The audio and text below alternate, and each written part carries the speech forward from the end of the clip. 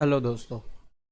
ये जो आपको अभी इस वक्त स्क्रीन पर दिख रहा है इसको वेल नेक रेस्ट फेस फ्लेंच सेट बोला जाता है।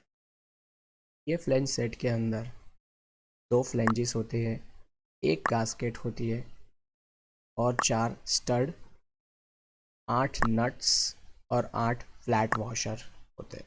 इस तरीके से ये वेल नेक रेस्ट फेस फ्लेंच की असेंबली बनती है। अब ये वेल नेक फ्लेंजेस जो है ये इंडस्ट्री में बहुत सारी जगह पर यूज़ होते हैं।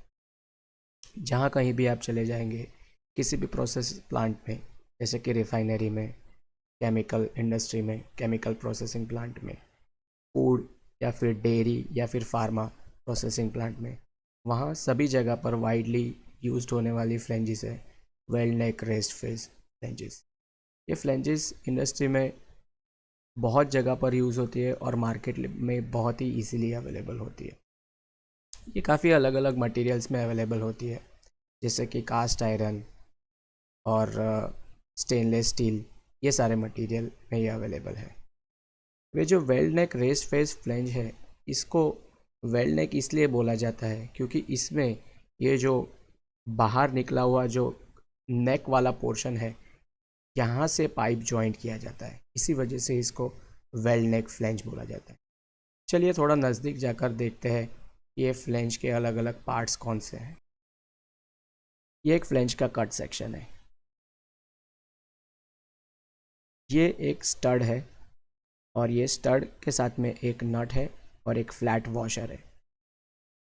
जहाँ से ये स्टड ये फ्लेंज को क्रॉस करके दूसरी फ्लेंज को क्रॉस करके बाहर निकल रहा है, इस चीज़ को बोलते हैं फ्लेंज ब्लेड।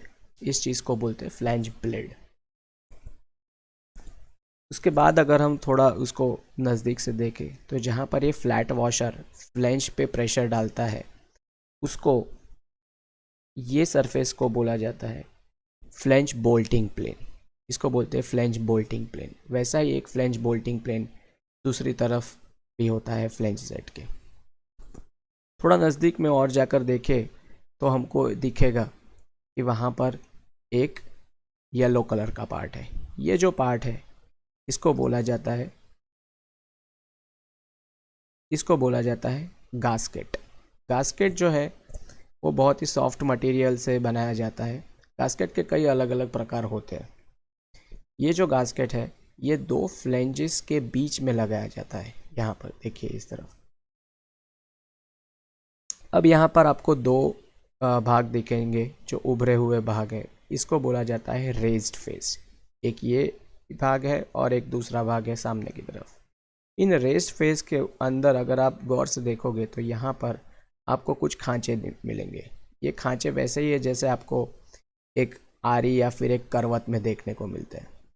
तो ये खांचों का पर्पस क्या है? तो ये खांचे जो है उसी तरीके से सामने की तरफ, मतलब ये गास्केट के अंदर भी इसी तरीके से खांचे बने हुए होते हैं। और ये गास्केट के खांचे और ये फ्लेंच के रेस्ट फेस के खांचे एक दूसरे के अंदर मिल जाते हैं। जब भी फ्लेंच को हम कसते हैं उस वक्त ये जो फ्लेंच के जो रेस्ट फेस के जो खांचे हैं वो इस सॉफ्ट मटेरियल के अंदर चले जाते हैं। इससे क्या होता है कि यहाँ से अंदर से जाने वाला जो लिक्विड है वो बाहर आ नहीं सकता है। इसको लीक प्रूफ जॉइंट बोलते हैं।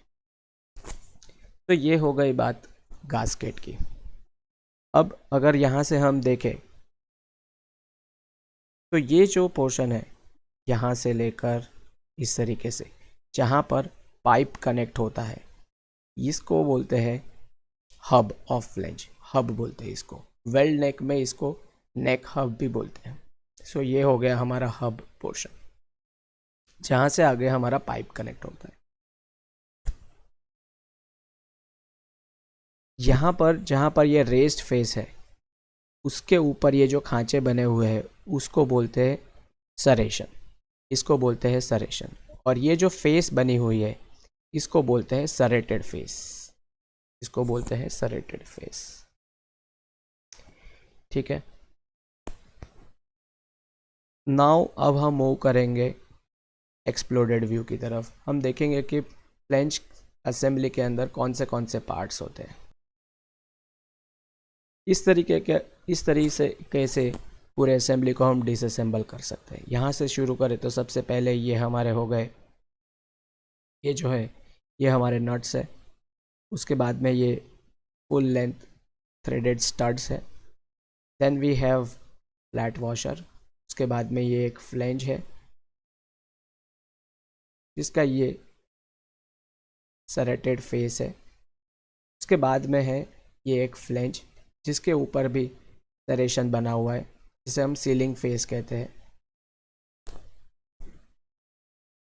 उसकी दूसरी तरफ भी इसी तरीके से सरेशन बना हुआ होता है। Then we have serrated face on the flange. यहाँ पर भी हमको सरेटेड फेस मिलती है।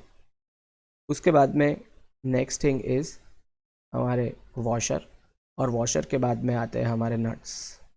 तो इस तरीके से पूरी फ्लेंज की असेंबली की जाती है।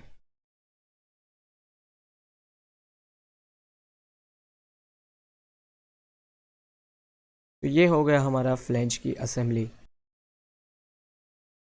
चलिए दोस्तों, अब यहाँ तक तो हमने देख लिया फ्लेंज का कट सेक्शन और उसका एक्सप्लोडेड व्यू। अब ये जानते हैं कि फ्लेंज जो है उसको पाइप के साथ में जोड़ा कैसे जाता है, उसको वेल्ड कैसे किया जाता है। हम यहाँ पर देख सकते हैं कट सेक्शन में कि यहाँ पर इस जगह पर दोनों जगह पर फ्लेंज हब के साथ में पाइप को वेल्ड किया जाता है। पाइप को वेल्ड करने से पहले पाइप के ऊपर यहाँ पर एक वी बनाया जाता है जिसे वी ग्रूव प्रिपरेशन बोला जाता है, और उसके बाद में एक उसी तरीके से वी बना हुआ होता है फ्लेंज के हब के ऊपर। जो फ्लेंज के ऊपर बना हुआ हब के ऊपर बना हुआ वी और पाइप के ऊपर बना हुआ वी, इन दोनों के बीच में एक बट वेल्ड कर दिया जाता है इस तरीके से।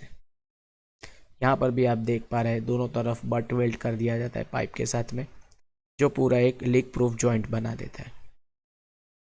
इस तरीके से फ्लेंज को पाइप के साथ में वेल्ड करके एक कंप्लीट असेंबली बना दी जाती है, जो पूरी असेंबली लिक्विड को फ्लो कराने के लिए कैपेबल बन जाती है।